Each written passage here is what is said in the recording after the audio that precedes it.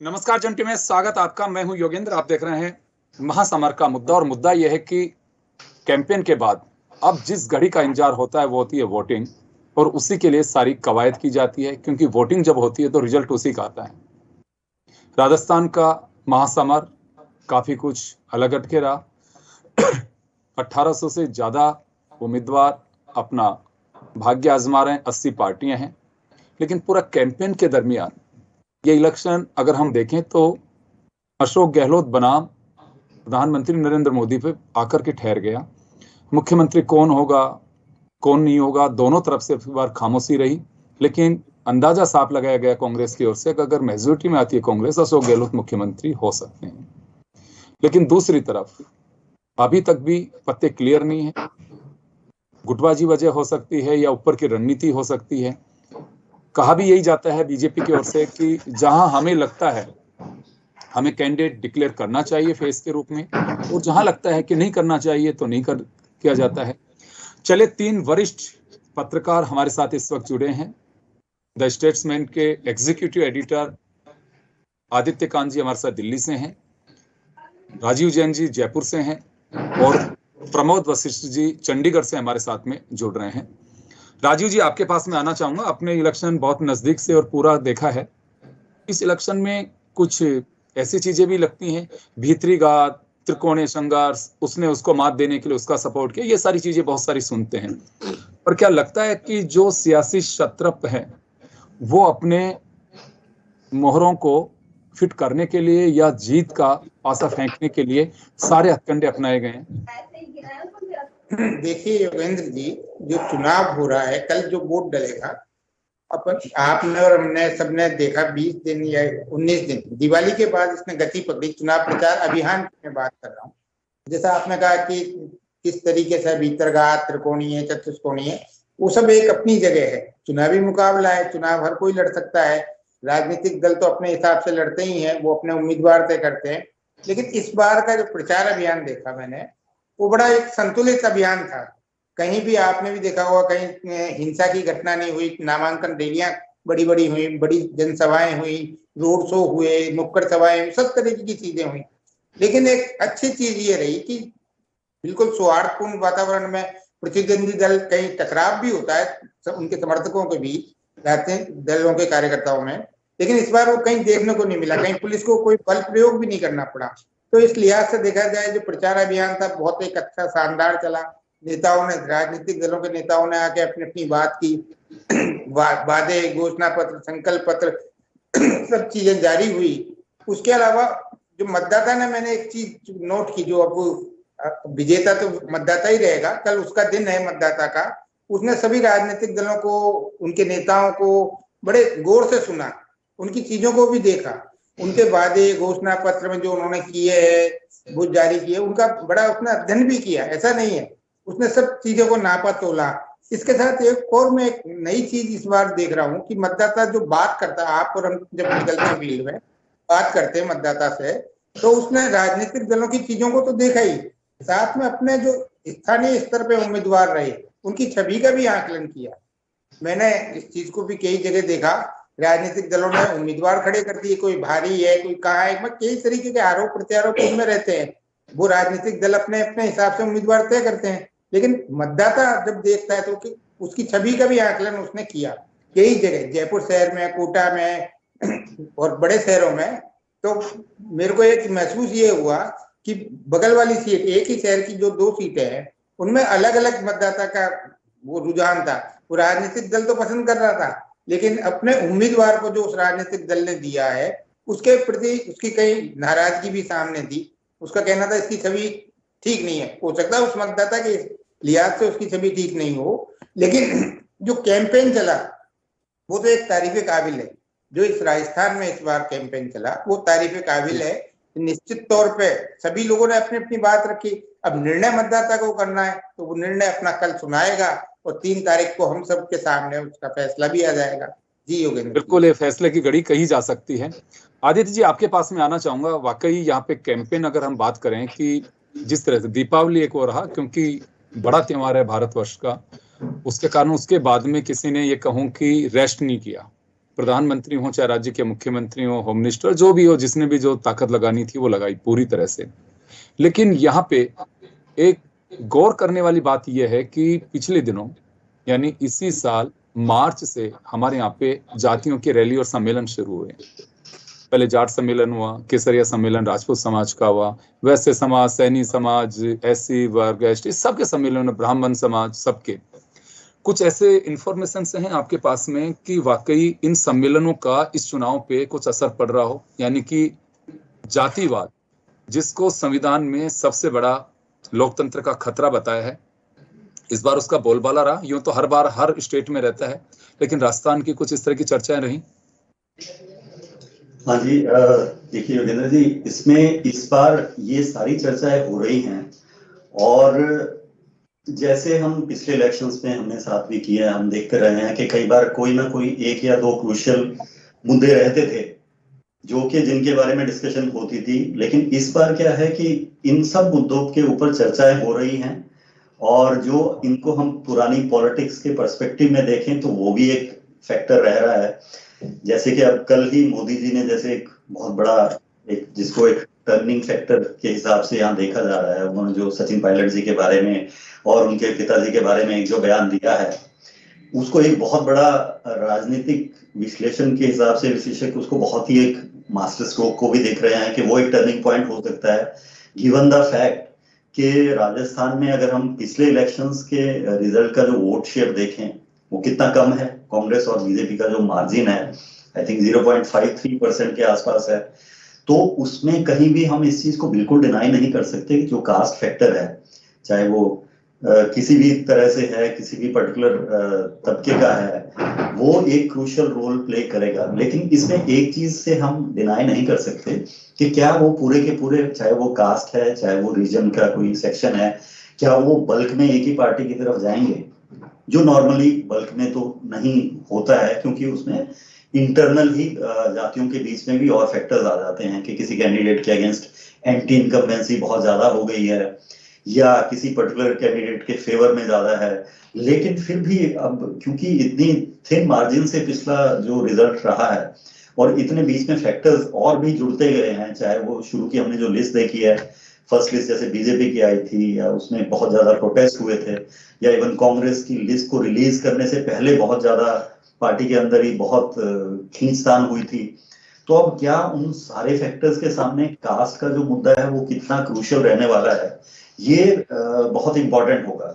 और मुझे अभी डाउट है कि हम पिन पॉइंट कर पाएंगे जब 3 तारीख को डिस्कशन होगी या रिजल्ट आएंगे कि क्या एक फैक्टर रहा था, बट जरूर डेफिनेटली कुछ तबकों में, कुछ कॉन्स्टिट्यूएंसीज में ऑब्वियसली ये बहुत ही इंपॉर्टेंट होने वाला है। और आई थिंक मोदी जी ने जो कल बात कही है वो चीज भी एक जिसको ऐसा लग रहा था कि कहीं to a great extent specify कर दिया गया है। जो हमने इमेजेस देखी थी सचिन पायलट जी की और गहलोत जी के साथ में, राहुल गांधी ने कहा था कि अब साथ दिख ही नहीं रहे, साथ हो भी गया है, तो कहीं भी ऐसा लग रहा था कि वो on the face of it के काफी स्पेसिफाई हो चुका है, शायद ये इशू ना रहे।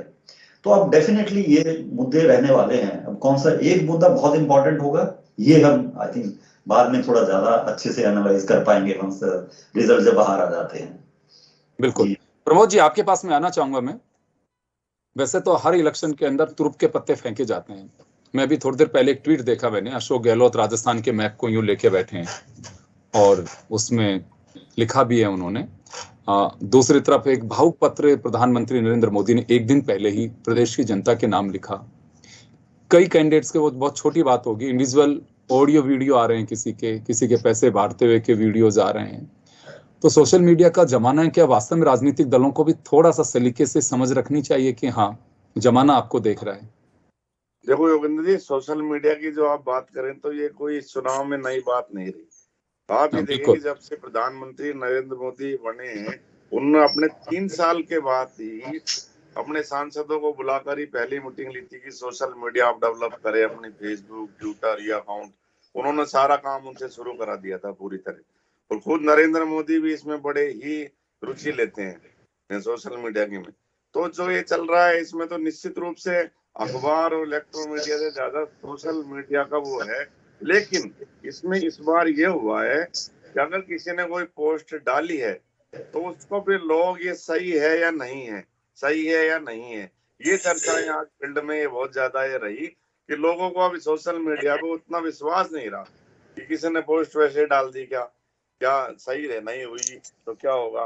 तो उसको सही करने में उसको ज्यादा पोस्टें इस तरह से गायब सी हो गई पूरी तरह से। जैसे ये चुनाव पूरी तरह से आप देखें तो पहले गहलोत जी की 7 गारंटी और मोदी जी के हिंदुत्व पर चल रहा था तो 3 दिन पहले, लेकिन कांग्रेस ने या फिर सचिन पायलट जी ने खुद उनको, मोदी जी को मौका दे दिया, बीजेपी को, उनके जो रणनीतिकार हैं, उनके जो थिंक टैंक है, उनको ये लगा कि पिछली बार तो प्रदेश अध्यक्ष जो थे सचिन पायलट तो बड़ी जोर शोर से लगे हुए थे चुनाव में, इस बार ये बहुत कम क्यों लग रहे हैं। तो ये मौका तो खुद सचिन पायलट और कांग्रेस ने उनको दिया और वो इसको बोल गए। तो हालांकि गहलोत जी ने उस पर एक मुद्दा फेंका गुजराती मारवाड़ी का कि भाई ये वहाँ गुजराती का वो कर देते, यहाँ मारवाड़ी की, मैं तो मारवाड़ी हूँ, वो थोड़ी लोगों से जुड़ने का प्रयास गहलोत जी ने भी किया, लेकिन शायद वो बहुत ज्यादा देरी हो चुकी। 22-23 जो सीट गुजरों की है वो इस बात को जो पायलट जी का उन्होंने खुला ये बोल के कि अगर गांधी परिवार से कोई गलती की जाता है तो वो आदमी मर जाता है, तो उन्होंने क्लियर नहीं कहा पायलट राजेश पायलट जी का, लेकिन 2 लाइन बाद नाम ले दिया कि राजेश पायलट से का मतलब सचिन पायलट से निकाल रहे हैं। तो ये जो चीजें हैं पूरी, और ये सोशल मीडिया पर इतनी जबरदस्त वायरल है। आप ये देखें कि बस गहलोत जी के तो 7 गारंटी चल रही हैं और उदयपुर का कांड चल रहा है, फिर तन से जुदा जो बार बार बोल रहे हैं। और यहाँ पे इसमें विशेष चुनाव में विशेष बात ये भी रही कि भारतीय जनता पार्टी में तो राजस्थान की लोकल लीडरशिप तो गायब ही रही। लोकल लीडरशिप को इतना ध्यान नहीं, मोदी जी, अमित शाह जी, बाबा योगी आदित्यनाथ जी और राजनाथ जी, इनका ही ज्यादा इनके आक्रामक बयान रहे। राजनाथ जी कम रहे थोड़े, लेकिन बाबा के और इनके बिल्कुल खुले बयान रहे पूरी तरह से, जो पूरी तरह सोशल मीडिया का हो या अखबारों का हो, पूरे छाए रहे।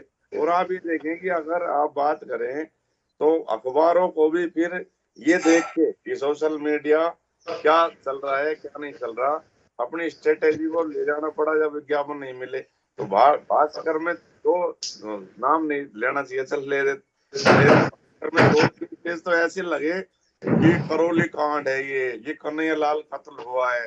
मतलब भारतीय जनता पार्टी के विज्ञापन के जो पेज थे वो लोगों ने सोचा कि खबरें हैं, तो पुरानी जो घटनाएं जितनी भी हुई रिकॉल हुई, ये सारी हुई। तो उन्होंने 2 दिन तक जो एक कैंपेन चलाया तो लोगों में इसका ही बड़ा वो पड़ा। इन्होंने पूरी तरह से चुनाव को हिंदू मुस्लिम पे मोड़ने का जो पूरा प्रयास किया, तो लास्ट में जो घुमा है, लेकिन जो भी जो सर बता रहे थे, तो ये फैक्टर जो है 22-23 सीट का पायलट का। और इसमें भी आज किसी ने पूछा भी गहलोत जी से कि सचिन पायलट पिछली बार से ज्यादा सक्रिय क्यों नहीं रहे, तो उन्होंने तो ये टाल गए कि वो अपने क्षेत्र में लगे हुए थे, तो इसलिए वो सक्रिय नहीं हो पाएगी प्रचार जो कर रहे थे वो। तो निश्चित रूप से इसका तो पूरा इम्पैक्ट पड़ने वाला है, और पड़ना वाला क्या है, पड़ेगा ही, क्योंकि ये कांग्रेस भी इस बात को समझ चुकी है पूरी तरह से, और उन्होंने डैमेज कंट्रोल भी करने का प्रयास किया। सचिन पायलट ने कॉन्फ्रेंस कराई, गहलोत जी तुरंत अगले दिन कॉन्फ्रेंस में करनी पड़ी उनको कि भाई इसको ये जो बोल रहे हैं मोदी जी, क्योंकि ये जो हथियार एकदम फेंका 2 दिन पहले, ये बहुत ही खतरनाक तुरंत का पत्ता जो चला, 2 चीज जो उन्होंने चलाई, तो इससे निश्चित रूप से एक बड़ा मुद्दा बनकर राज्य की जनता के मन में आई।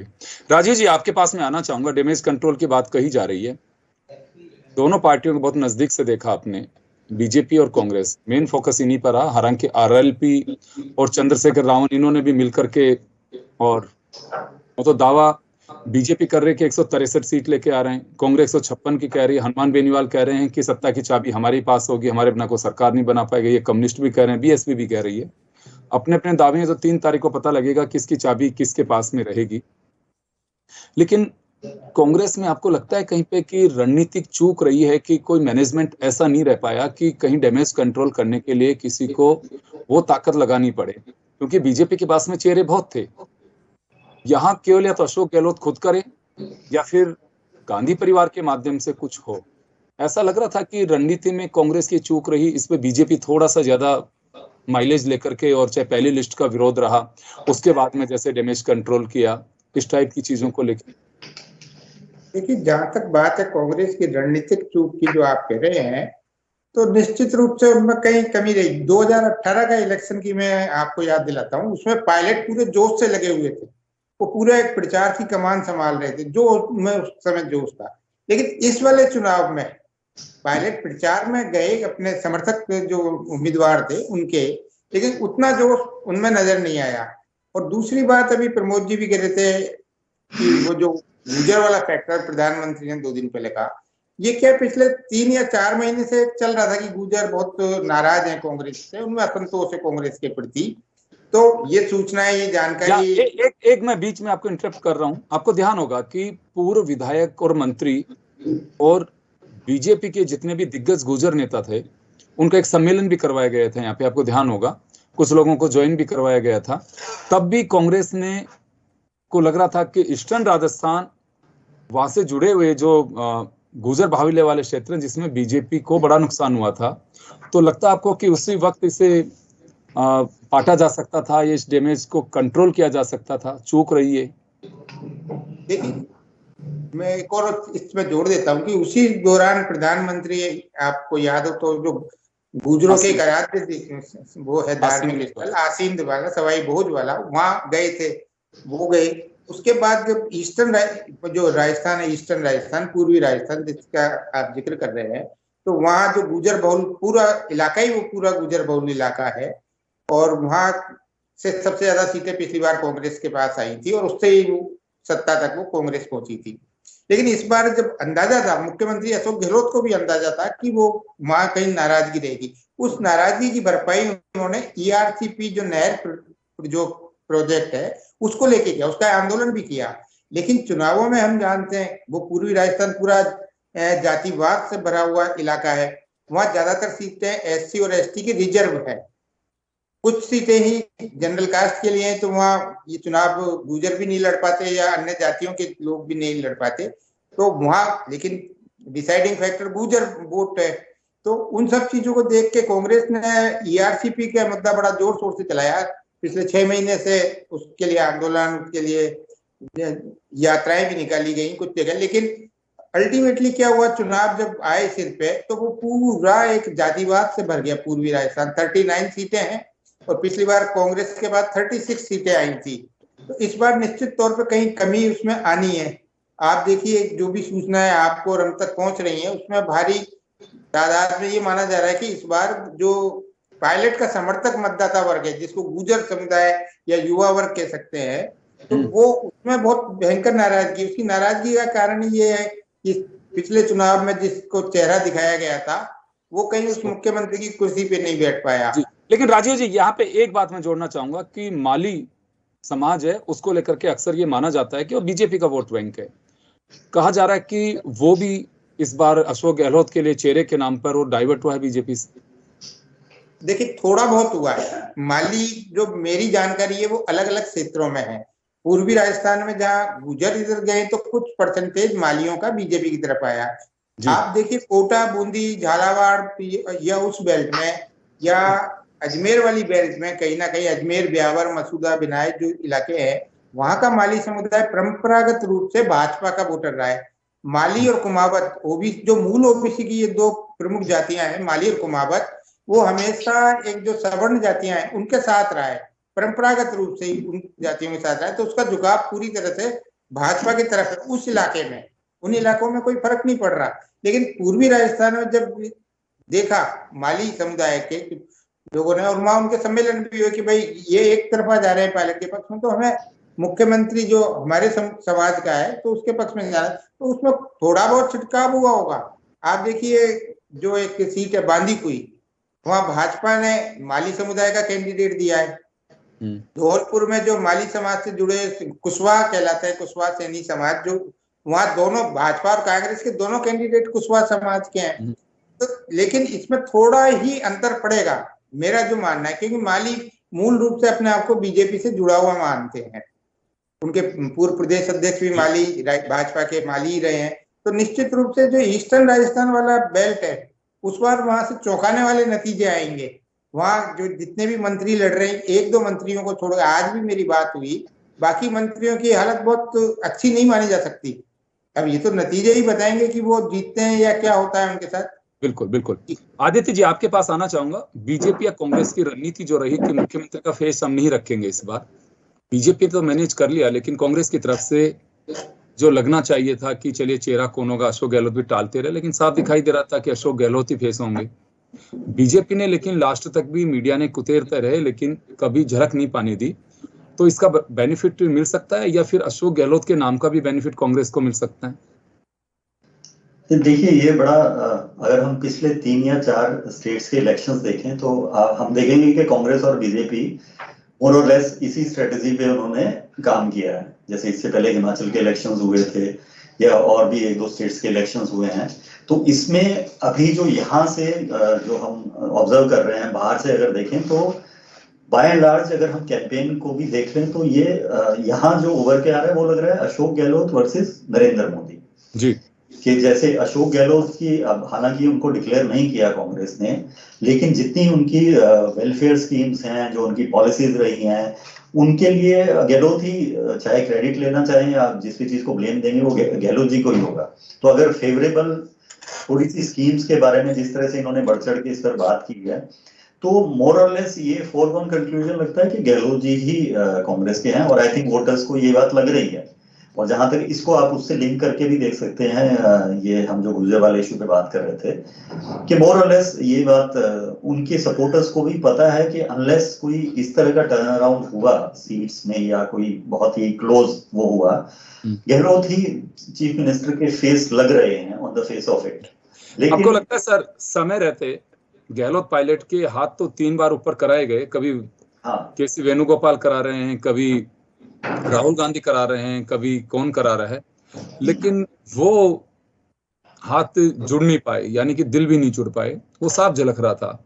ये समय रहते किया जा सकता था ताकि उसका बेनिफिट कांग्रेस को मिलता।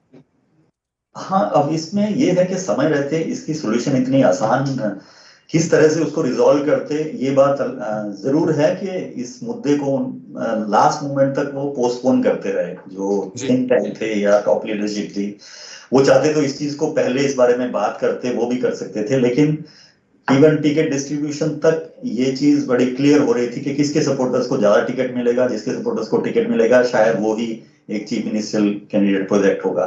तो लास्ट मोमेंट तक एक, और ये वैसे लीडरशिप का ये रहा भी है इनका एक, अगर आप देख लेंगे ऐसे ऐसे जितने भी बड़े मुद्दे जो कंट्रोवर्शियल होते हैं, जो अनकंफर्टेबल कर सकते हैं, उनको लास्ट मोमेंट तक खींचा जाता है। तो ये डेफिनेटली कहीं पे एक जैसे वो गांठ सी तो नजर आती है कि जो एक मतलब के डिफरेंसेस आयरन आउट पूरे नहीं हुए हैं, बट हाँ एक पॉलिटिकल अंडरस्टैंडिंग, वो सचिन पायलट जी भी अब इतने सीजन्ड हैं, गहलोत जी तो कह रहे हैं, उनको पता है कि इसी मुद्दे पे बात करने का अभी कोई लॉजिक नहीं है, और जब टाइम आएगा तो इस बारे में बात होगी। लेकिन वोटर्स के, चाहे वो सपोर्टर्स हैं, ये दिमाग में डेफिनेटली है कि कहीं ना कहीं और ये मुद्दा बहुत बड़ा होने वाला है।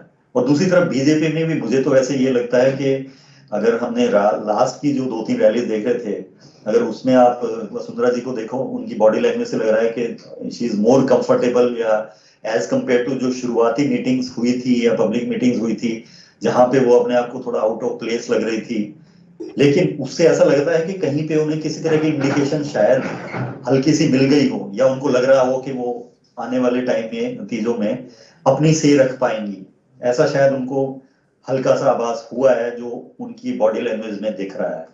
लेकिन इसमें भी यही बात है कि शायद उनको जल्दी प्रोजेक्ट करते तो हो सकता है वो बीजेपी को भी एक थोड़ा सा उसका एडवांटेज मिल जाता, जो शायद अभी इतना ना मिल पा रहा हो। लेकिन अभी सारे इफ्स एंड बट्स हैं, हम इनको वही बात है कि हम 3 तारीख के बाद इनको अच्छे चुनाव परिणाम के बाद ही पता लगेगा कि वास्तव में राजनीति कितनी सफल हुई है या फिर राजनीतिक दलों की चूक रही है। प्रमोद जी, आपके पास में आना चाहूंगा मैं। राजस्थान में रणनीतिक चूक कही जा सकती है या फिर आपके पास में भी चीजें पहुंची हैं? ये भी पता लगा है कि ज्योति मिर्धा को उधर शिफ्ट होने की वजह से, बीजेपी में आने की वजह से हनुमान बेनीवाल ने कांग्रेस के साथ में काफी कुछ कोलैबोरेशन रखा और लास्ट के जो टिकट हैं वो उनके हिसाब से बांटे। तो इसका कुछ फायदा नफा नुकसान में कहीं देखा जा सकता है? देखो योगेंद्र जी, ये तो 5-7 सीटों पे जो चलता ही है। अब ज्योति मिर्धा का उधर मिर्धा परिवार का बिल्कुल निश्चित रूप से वर्चस्व है, इसमें कोई दोहराया नहीं है, लेकिन एक सीट पे हनुमान बेनीवाल ने उन्होंने उतारा ही नहीं, प्रत्याशी उन्होंने छोड़ दिया था पूरा। तो वहां का एक अलग तरह से स्पेक्टर को माना जा रहा है। लेकिन मैं आपको बता दूं कि ये जातिगत का जो होता है ना, मान लो मैं बीजेपी या कांग्रेस से अगर किसी सीट पर भाजपा या कांग्रेस का जाति का कोई लड़ रहा है, सैनी लड़ रहा हो, तो चाहे वो सैनी कांग्रेस के हों और भाजपा का सैनी लड़ रहा है तो वो सैनी को ही वोट जा रहे हैं। तो ऐसी जो काफी सीटें हैं जहाँ पूरी तरह से जातिगत वो नहीं हो पा रहा, पूरी तरह से जो प्रत्याशी उनकी जाति का है तो वोट भी निश्चित रूप से वहीं जा रहे हैं। लेकिन जातिगत साधने के लिए जो आप बता रहे हैं ज्योतिर्मय का, ऐसे जैसा भी बता रहे थे राजीव जी की, वो तो गुर्जर बेल्ट का भी देखो इतना, जैसे एक मंत्री हैं वो चुनाव लड़ रही हैं अलवर जिले में, तो वहां जो मंत्री जी का वहां सचिन पायलट नहीं गए के बावजूद, और उनके बगल में जो एक यादव लड़ रहा है वहां होकर वो आ गए, और उसके बगल में भी होकर आ गए, लेकिन उनकी सीट पर नहीं गई। अब इसको आप क्या मानोगे? तो क्योंकि वो जो थी मंत्री जी उस टाइम गहलोत जी के साथ थी, गुजर हैं, तो ये पब्लिक तो समझ रही है ना। और करोड़ी लाल जी ने भी एक बड़ी बात कही, जाति करके आप बता रहे हैं, आज उन्होंने कल बड़ी बात ये कही कि जो पायलट गद्दार था, जिसकी घिसाई नहीं हुई, नहीं नकारा था, इसने काम नहीं किया कांग्रेस में, ये वैसे ही पद लेना चाहता है, ये शब्द सुनाए गए। आज वो गहलोत जी को प्यारा कैसे हो सकता है? गुजर समाज इस बात को तो सोचेगा ना। ये तो भरे मंच पे ये चले भी हैं, पूरे वो सोशल मीडिया में भी कि नकारा है तो इसकी घिसाई नहीं हुई, गद्दार पार्टी से गद्दारी की। तो वो अब आप कॉन्फ्रेंस करके ये कह रहे हो कि हमारे राज्य में गुजरों का शोषण नहीं हुआ, 78 गुजर बीजेपी के शासन में गोलियों से भुने गए, पटरियां रोकी है, जो भी करा, उसका कोई डायमेंशन नहीं हो रहा। तो चाहे वो नागौर की आप बात करें, चाहे और क्षेत्र की बात करें जातिगत की, तो लोग बहुत समझदार हैं, वो पूरी चीजें निकाल रहे हैं। जी चले, मैं माफी चाहूंगा, मैं रोकना चाहूंगा। तो हमारे साथ में प्रमोद जी, आदित्य कांत जी और राजीव जी जुड़े, बहुत बारीकी से चीजों को देखा। खैर, लेकिन इस इलेक्शन में एक नई बात ये जरूर देखने को मिल रही है कि लहर जिसे पब्लिक की माउथ पब्लिसिटी से एक एहसास करते हैं, वो इस बार नहीं दिखाई दे रही है। राजनीतिक दल बेशक दावा कुछ भी करे, लेकिन ये भी अंदर खाने की बात है कि निर्दलियों से और खासकर जो छोटे दल हैं उनके प्रत्याशियों पे भी बड़े राजनीतिक दलों ने अपनी टो लगाना शुरू कर दिया है कि पता नहीं ऊंट इस करवट पे है। तो यानी कि भरोसा अभी डगमगाया है। लहर जैसी बातों का दावा बेशक किया जा रहा हो, लेकिन जनता भी एहसास होने नहीं दे रही है। खैर, लेकिन होना भी यही चाहिए। पत्ते क्यों खोले जाएं? 25 को वोटिंग और उसके बाद 3 को जब परिणाम आएंगे तब हम तमाम पहलुओं को छूने की कोशिश करेंगे। आप सभी का बहुत बहुत शुक्रिया, और सत्ता का महासमर में इतना ही। दीजिए इजाजत, नमस्कार।